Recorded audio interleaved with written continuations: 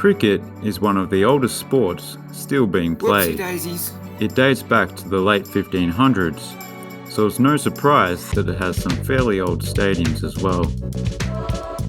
We've only included stadiums that have hosted at least one men's international match. So here are the top 10 oldest cricket stadiums in the world. Coming in at number 10, Eden Gardens. Not to be confused with the Garden of Eden, is not only the oldest cricket stadium in India, but the oldest official cricket ground of any sort built in India. It's regarded as the home of Indian cricket. The atmosphere at this stadium is second to none. Derby County Cricket Ground was originally located within the Derby Racecourse, which is why it's also known as the Racecourse Ground. I assume they must have had an annual horse race there called the Derby Derby. But racing has long since ceased. Ironically, the England football team has played a match there, but not the England cricket team. The ground hosted 2 matches during the 1983 World Cup as a neutral venue. Are you going to Scarborough Fair? If so, you may as well check out this quaint little cricket stadium while you're there. Located a stone's throw from the ocean, North Marine Road Ground is known as the second home of Yorkshire County Cricket Club. But it has hosted 2 men's one-day internationals. Viv Richards remains the only player to score an international century at this ground. Old Trafford is located less than a kilometre from Manchester United Stadium, the name of which escapes me. The pavilion at Old Trafford, while arguably not quite as nice as the Lord's Pavilion, still has a certain charm, especially considering it was hit by a bomb in 1940. Makes sense, I had heard that Hitler didn't like cricket, which makes me like cricket just that little bit more. The Melbourne Cricket Ground, or MCG for short, or just the G if you're in a real hurry, is nearly as old as Melbourne itself.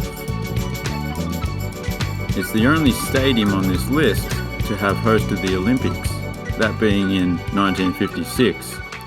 It also hosted the Commonwealth Games in 2006. It was also the biggest cricket ground in the world up until recently, when India's Motera Stadium was built. And now onto the Sydney Cricket Ground, which was originally designated to the British Army for use as a garden and cricket ground, way back in 1851. Despite most of the stands being built in the last 40 years or so, the Ladies' Pavilion and the Members' Pavilion from the 1800s still remain. The mix of old and new gives the stadium a unique look.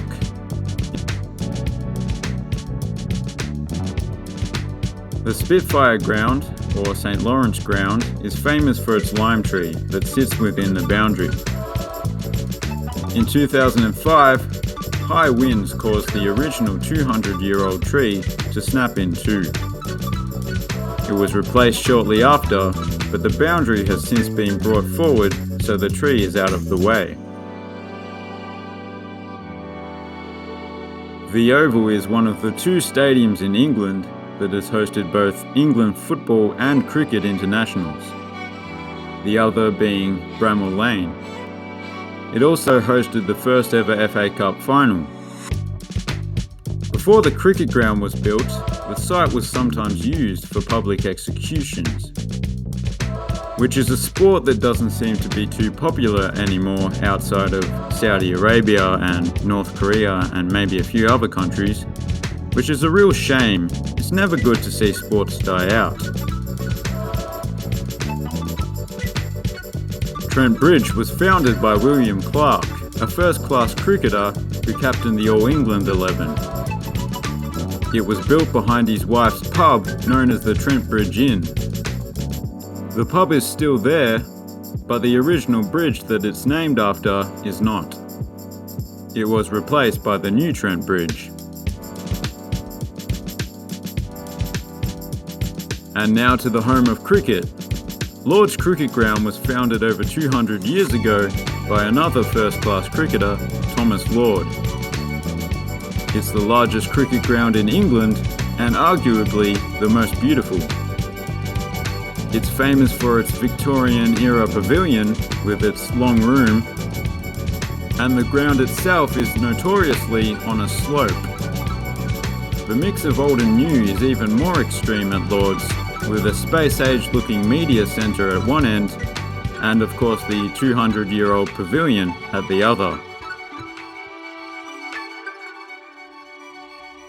So there you have it, the oldest cricket stadiums in the world.